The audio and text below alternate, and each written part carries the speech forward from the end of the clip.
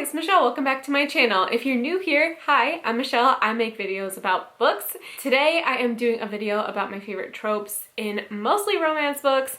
Some of these are YA. I cannot, fully let go of YA, but they are YA romance. So just a really quick fun video, tell you why I like these, give you some book suggestions, and then we'll get out of here. So the first trope is arguably my favorite, and that is enemies to lovers. And I just like enemies to lovers because, at the end it's endgame and they're gonna get together, but at the very beginning most of the time they absolutely hate each other and you just want to see how it's gonna get to that point.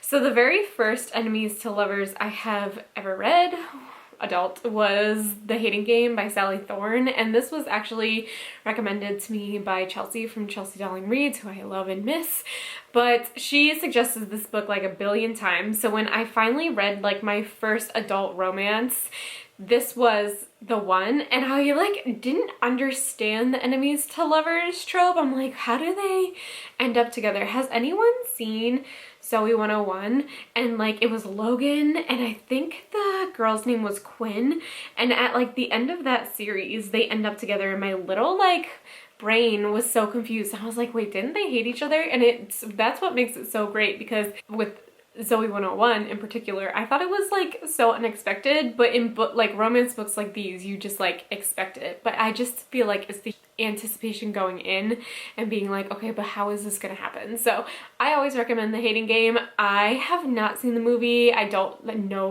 what people think of the movie, but I'm pretty excited that it was turned into a movie that I hope to see one day. I just really like Lucy and Josh, and I have read it a couple times, and I just it's a good go-to enemies to lovers romance for me. Also, if you like enemies to lovers, I know another one that people suggest is Beach Read by Emily Henry. Beach Read wasn't my total favorite, but it was still a good enemies to lovers trope if you want to get into that. I wouldn't say it is a romance because it has heavier topics in it. It's more of chick lit. So if you're interested in that, go for it. Next one's gonna be a YA. So sorry. But this is when one of the love interests has completely given up on love and then finds that person and they start to believe in love again, and it's this very slow descent into love. Whatever, it makes me soft. Anyway, so my recommendation for that one, if you're into it, is Instructions for Dancing by Nicola Yoon. I was very pregnant with Theo when I read the arc of this and was sobbing on the couch, and my husband was looking at me what the fuck just happened? And then it was released and I listened to it on audiobook, and I remember I was folding laundry sobbing again, even though I knew exactly what was going to happen with this book. Anyway, I really like this one. Also, if you want to cry, I recommend this one. But Evie's parents have divorced, and she has completely lost all interest in love, doesn't believe in it. She used to be a big romance reader and she's giving away all her books, and then something happens and she has the ability to see the beginning and end of her relationship when someone kisses who are in love. And I just thought this was a unique concept, especially for Nicola Yoon. It was a little bit magical realism for her. Anyway, she ends up believing in love again. It's cute, whatever. The next one, this is a twofer, but I'm gonna focus on one more. So this is Grumpy Sunshine, which I love because I feel I could be both grumpy and sunshine. Can't we all? But the one character is basically the most bright, luminous person ever, and then the other one is me, basically a grumpy person.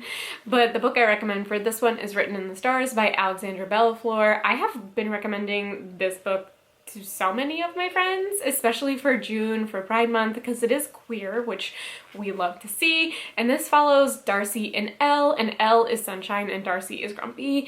And it also has a fake dating trope, and I will get into fake dating later, but I loved the Grumpy Sunshine with this one because they don't seem compatible at all. And then of course they end up being compatible, which I just love. And this is part of a 3-book series, and I will be talking about another one. but I just absolutely love this book. It just like makes me feel happy, and I love happy queers. So like that's the end game for me basically. So this is Grumpy Sunshine. I absolutely love it. Staying with Alexandra Bellafleur, I also absolutely love second chance romance. I don't think in real life it is something I would do because I don't feel like it's super realistic, but in books, when you find out that, oh, they still have feelings for each other, you're rooting for them. So that is Count Your Lucky Stars by Alexandra Bellafleur. This is the third book in the series, and this follows a pansexual character, Margot, and her like ex best friend Olivia. So good at names. Olivia, and they were roommates, and they end up falling for each other again. So just absolutely love this series. There is a second one called Hang the Moon, and although I like that one, it definitely wasn't as memorable as these two were because it was female for both of them. I'm just gonna be honest. The next trope that I absolutely love is one bed. Who doesn't love one bed? I love one bed. So there are so many romance books that have this trope, but the one that I always go back to that I just absolutely loved the most was Delilah Green Doesn't Care by Ashley Herring Blake. This is Ashley Herring Blake's first adult romance book. She has mostly been middle grade and young adult, so when this was coming out, I was amazed and so happy, and I read an arc of this and it got me out of an awful reading slump. And there is a one bed trope in this one between our main characters Delilah and Claire, and it is spicy. So if that is something you are looking for, once again, this is happy queers, so if you're looking for that. Okay, the next three are YA, so let's just get this out of our system. So I brought up fake dating before. Once again, fake dating is not something that like actually happens. Has that actually happened in your real life? Maybe, we don't know, but love fake dating. And this is YA, so it's not spicy at all. However, this book series in particular, I absolutely love, and a lot of people love because of the movies that came out, and that is To All the Boys I Loved Before by Jenny Han. I love Jenny Han. And actually, I'm gonna bring up Jenny Han again. So smart. Okay, this is fake dating. Lara Jean's like love letters to people she has pined for accidentally get sent out, and then she starts fake dating Peter so that her sister's ex doesn't think that she still likes him, even though she does. Anyway, happy ending. It's a trilogy. It is so good, and the movies are on Netflix. The first one is the best one, and then it just goes downhill from there, but the books are all good. So if you want that, I suggest this. I'm sure you've read it, but I'm still gonna talk about it because they just have my heart. And then my last favorite trope is also something that I feel like is not realistic. At least it was not realistic to me. And that is love triangle. It's actually like a love, it's not really a triangle because like the person that two people are pining for is usually only pining for one person. But anyway, neither here or there. These two are also young adult, and they are super popular. So that is the Summer I Turned Pretty series by Jenny Han, which is being turned into a TV series on Amazon Prime Video. Is that what it's called? I don't know. I'm very excited to watch it. I watched a trailer and they added a ton of stuff with like the debutante stuff. Looks good. I'm interested. And then we cannot forget about this classic, or at least I can't forget about this classic love triangle.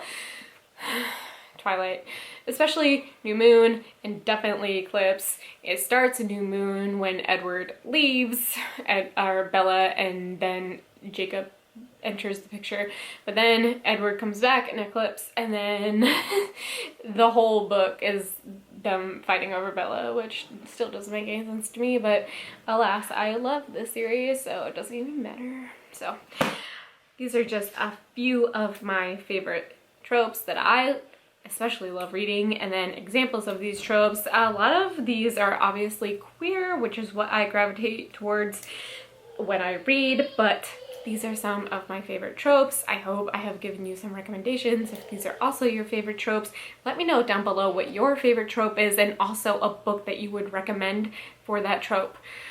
And let me know, I'll read it. And thanks for watching my video. See you in my next one. Bye!